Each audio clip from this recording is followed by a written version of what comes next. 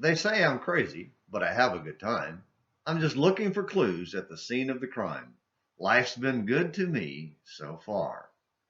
In the summer of 1978, before the heat scorched everything, my friend Kenny and I heard that Joe Walsh song at least 20 times a day. Stuck in the backwoods hayfields of East Texas with a weak AM radio, we heard the same songs over and over and over and over.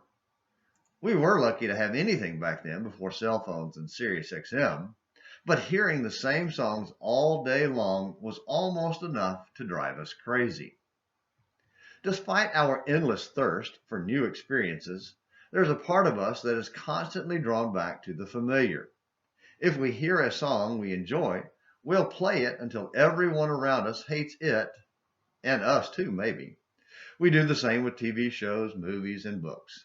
Have you ever wondered why we rewatch and reread our favorite shows and books? Psychologists and philosophers have certainly tried to figure it out and have come up with all kinds of sophisticated answers. But perhaps the answer isn't all that complicated. What if we're all just a little bit crazy? After all, one of the best definitions of crazy is doing the same thing over and over, expecting a different result. When it comes to reading through the history of the kings of Israel, the northern kingdom, I really believe that's the answer because they kept doing the same thing over and over. He did evil in the sight of the Lord. He did not depart from the sins of Jeroboam the son of Nebat, which he made Israel sin, was the description of every king in Israel.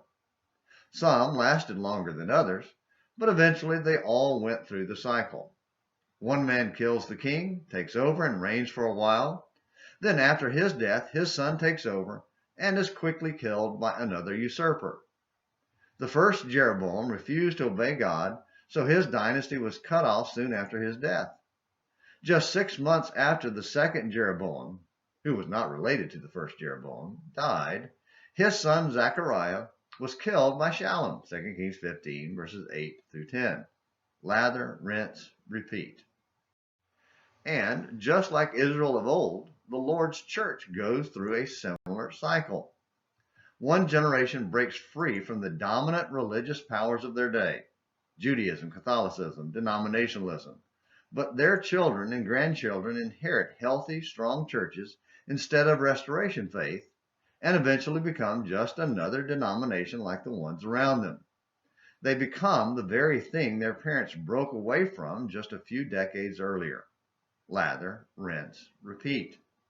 The problem behind the cycle is the ever-present cycle of sin. Until we break that cycle by returning to God, removing all idols, rebuilding instead of remodeling, and repeating it constantly, then we're crazy if we expect a different result. And a life repeating the cycle of sin isn't good to anyone. Thank you for watching Morning Minutes in the Bible on An American Missionary. Until next time, this is James McClenny hoping you have a great day.